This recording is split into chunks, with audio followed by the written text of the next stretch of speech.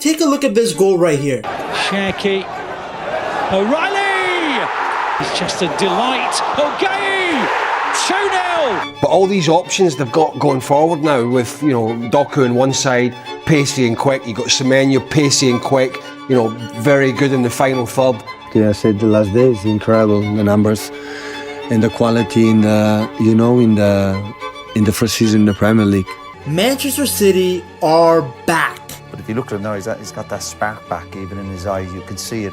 Doku gets the ball now. Doku can attack Kanate. In the position to shoot. Scores! Pep is coming back for his throne, and he isn't letting anyone stop him. I think Pep will be sitting there going, we're certainly back in the mix. So if you can keep those players together and somehow, keep some momentum going and get close, they're going to be really, really dangerous towards the end just through their experience.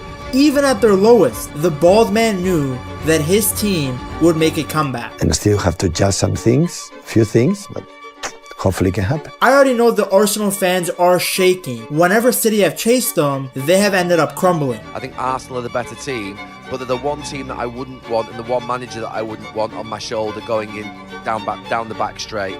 But if there's one team that could stop Arsenal, I would pick Man City. After a rough year, Pep Guardiola has completely reworked the team. Now they look way faster and hungrier. I think he's got a great squad again this season. I think last year all the injuries and Rodri, and then the confidence went down. I think all of a sudden now, I think they're slowly building, doing well in the Champions League. They are back to dominating their opponents and scoring for fun. The biggest change is in how Pep wants them to attack. They still love keeping the ball, but now they move forward much quicker when they see an opening. Instead of waiting around for the perfect pass, they go straight for goal. They're letting other teams dictate to them in possession. They're not dominating games anymore. And their message is clear.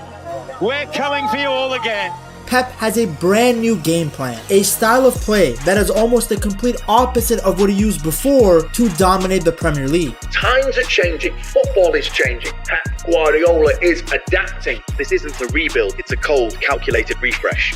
You can always kind of tell when things are going well at Manchester City and when Pep Guardiola is particularly delighted because it's written all over his face, and at the end of that game he was celebrating with everyone, cuddling everyone. It just seems to be like quite a good vibe with them at the moment. Yeah, I think he knows his team's getting back to its best. He knew he had to adapt because last season reminded him that football is always changing. Okay, so football is that. So winning or losing, what's next chapter? No? Next chapter of the season, nobody knows what's going to happen. But we had, I think, the desire to do well. They're absolutely in this title race. We never said they weren't. This is how you spend money wisely. Aid Nouri to Semenyo to Cherki, back to Aid Nouri, and then Cherki finishes it. It's a fantastic bit of play, and it gives you a glimpse into how dangerous this new City team looks. They didn't have that last season, the spirit, the aggression, and the hunger, all these attributes that they need. That is not about the highlights, it's not about the big how good action this way. No, there are something come from inside that we have. Because their attack was already excellent, and now they added one of the best players in the Premier League in the January transfer window. And it's a joy for the fans to watch him play. He's such a talented footballer, and I love watching him play. Semenyo was killing it for Bournemouth. It was the best individual season of his career, and now he's at City. But Semenyo is exactly what this team needed, because City have a lot of great technical players. They have Doku, they have Foden, they have Cherki, but what they needed more of is pace and power, and somebody who can play vertically. Because think about it, you look at all of the City players, the majority of them are better with the ball at their feet than running him behind. Even Doku, he's got a nice bit of acceleration, he can get him behind, but he's at his best with his quick feet and dribbling. So they had nobody that could get him behind besides obviously the Norwegian robot. But now there's somebody other than Haaland who can punish teams vertically. He can get him behind, and he presses. So Semenyo gives you pace, he gives you power, he gives you goal scoring, which is massive. If City are going to come back and catch up to Arsenal, Semenyo is going to be pivotal. Because as we saw early in the season, it wasn't sustainable for Haaland to score all the goals. So now that he's slowed down a little bit, the goals need to be dispersed among the other players behind them. And Semenyo is going to help with that. He's very good on the ball. He's got excellent positioning in the box as a winger. I mean, you've already seen it with his first few goals. The one against Newcastle was excellent positioning. The one on the 10-1 win, it was an everybody eats type of game, but again, it shows you how much speed he has. And City need that. They need more players who can improve the physicality of the team. Because I would love to see Cherki in the middle with Doku on his left and then Semenyo on his right and then Haaland up front. Because imagine giving Cherki that many runners, that many players that can play off of him. He can combine in those little spaces. He'll help the team. Now what's great is that he's got the right wing position. On the left wing you have Jeremy Doku, who's easily having the best season of his career at Manchester City. For me, Jeremy is the best player in the world in the first 5 meters. I thought he was playing excellent before the injury. That really did halt his development a bit, but ever since he came back, he's really been flourishing. I mean, the first thing you notice about Doku this season is that finally his dribbles are leading to actual chances. We knew he was good, but this is impressive. Keeper's got no chance at all. Before, he would embarrass his fullback, he would stat pad the dribble numbers, but nothing would necessarily come from those passages of play. Now Doku is scoring goals. I mean, we all saw that goal he scored against Liverpool, and more importantly, when he gets to the end line, those cutbacks are being punished by the other City players. Because Doku is excellent in tight spaces. He's pretty much the perfect Pep winger. He's one of the few guys that can unlock a low block all by himself. You can put 2-3 guys on him and he'll still find a little passage of space. Before, the problem was you would have to give him 10 dribbling chances just to pray that one of them would actually lead to a chance. Now he's far more efficient. He's much better. He's way better at beating his man, beating multiple men, and then finding the open guy. Once this guy adds more goals and assists to his game, he is going to be easily one of the best wingers in the world, not just the Premier League. Because nobody dribbles like him. You can tell that from the eye test, you can tell that statistically. Doku's always at the top when it comes to dribbles, take-ons completed. He's always at the top. And he does it with speed, and he does it consistently over 90 minutes. All he has to do is convert those dribbles into goals, into assists, into chances. For example, Semenyo's goal against Newcastle, Doku won't get the assist, but it was his play that created that opportunity. And now I just think it's funny because I don't know if it's because of Yaya Toure or people creating narratives on Twitter, but there was always this running thing that Pep is racist. Maybe it started from Yaya Toure. I mean, I'm pretty sure Yaya Toure also called Pep Saint, but I just think it's hilarious that people tried to paint Pep as this racist guy, and now his winger duo is two dreadheads. I don't personally think Pep has any issues with anybody of any culture or ethnicity or skin color. I don't think you get to the top of football by discriminating, but it is interesting to see because I would say Semenyo, Haaland, and even Donnarumma are not very Pep-esque players. Donnarumma is a shot stopper, Haaland and Semenyo are more direct than the natural ball-playing guys that Pep is used to, but as we have seen this season, the GOAT is more than willing to adapt his style with whatever is trending in football. I'm a genius. Tactics, my friend.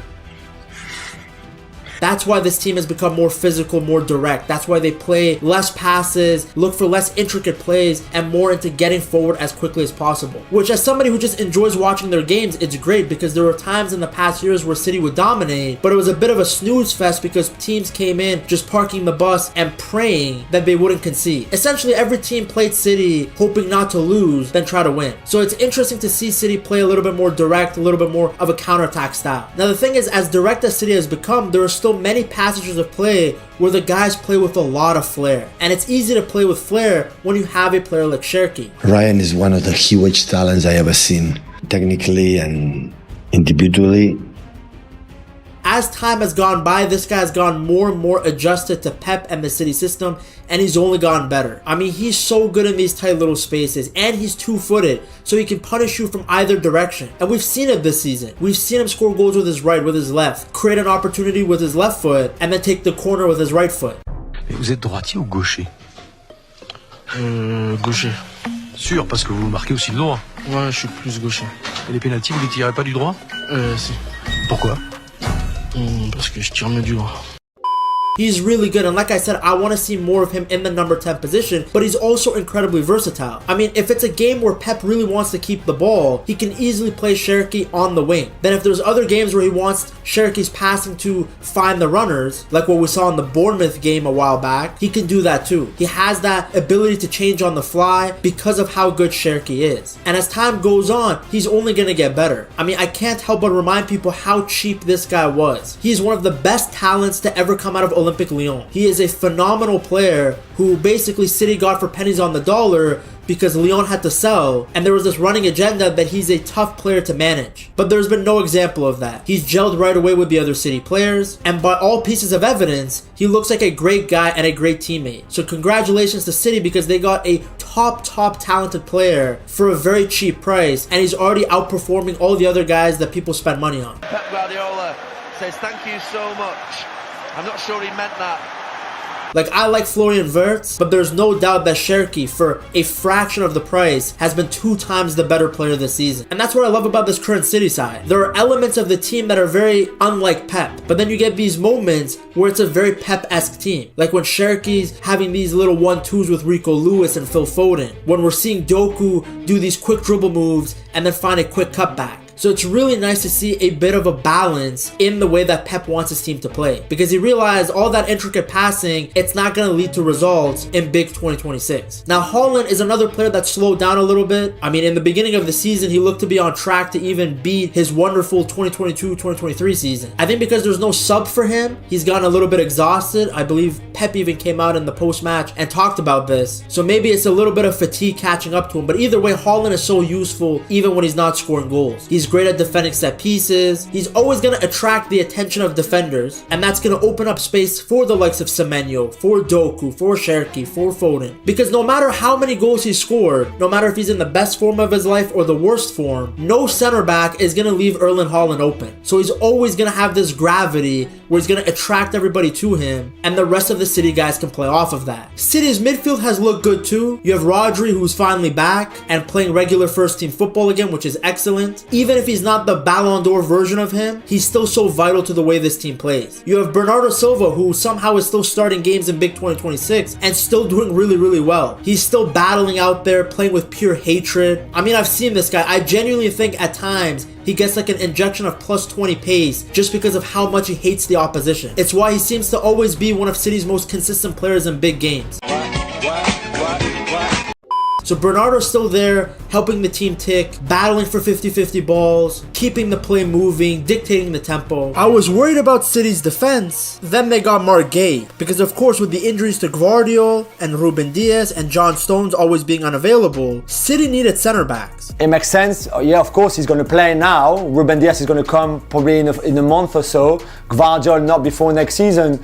So you think him and John Stones, we don't know. Nobody knows really. So him and Diaz will be the partnership at centre-back for between next month and the end of the season, probably if there's no injuries, which is a very solid pair of centre-backs. In fact, before the Gay signing, they had to recall Max Elaine from Watford. Now that kid is a beast, and he looked very good as soon as he stepped on the pitch for Manchester City. So good on the ball, reads the game well, high footballing IQ despite the fact that he's only 20 years old. Him and Husanov held it down. I mean, City got a clean sheet away at St. James's Park in a cup semi-final. Every Pep Guardiola team seems to have that one kid who just breaks out of nowhere and makes a name for himself.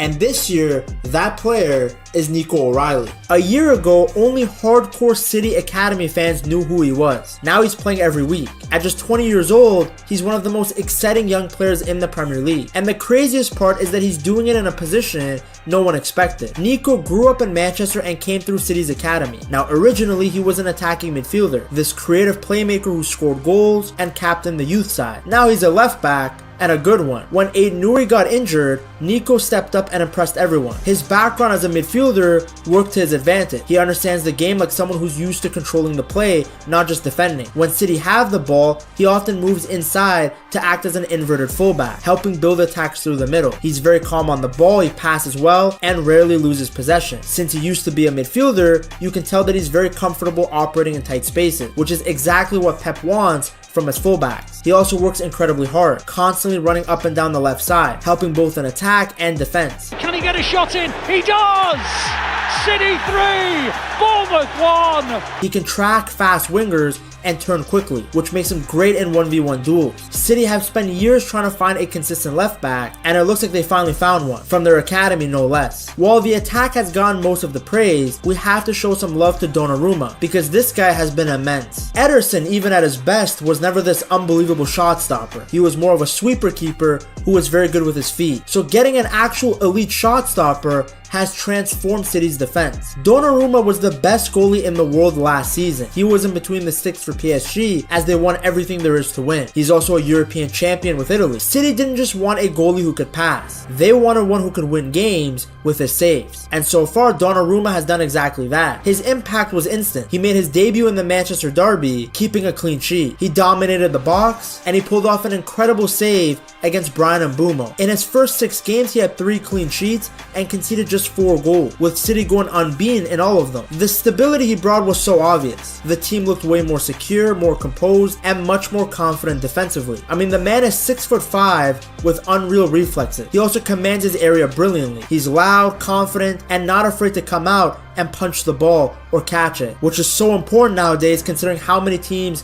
rely on set pieces to score. In terms of distribution, yeah, he's not Ederson, but he's still very reliable with the ball at his feet. The way people talked about his kicking before he joined the club, you would have thought that City was putting Casemiro in goal. A great keeper can be worth 10 to 15 points a season, and that's exactly what Donnarumma looks like for City right now. And it fixes one of the biggest issues at City, which was the back line. I felt like in that department, Arsenal had the advantage. Arguably they still do, but the gap is a lot smaller. Because you see, Arsenal's second back 4 is already incredible, while City had lost their starting 2 center backs. But now they're in a much better position because what City have going for them is how good their attack is. It's a more reliable and creative attack than Arsenal. I mean, Arsenal has literally been winning games with their best player being a central midfielder and a center back. So now with Gay, City are much more solid in the back, which is great because that attack that I showed you guys earlier of Semenyo, Haaland, Cherki, Foden, Doku, these guys will get you goals. Now with Gay and Husanov and Alain and Donnarumma in goal, the objective is to not leak goals. And if they can do that and they can keep the gap small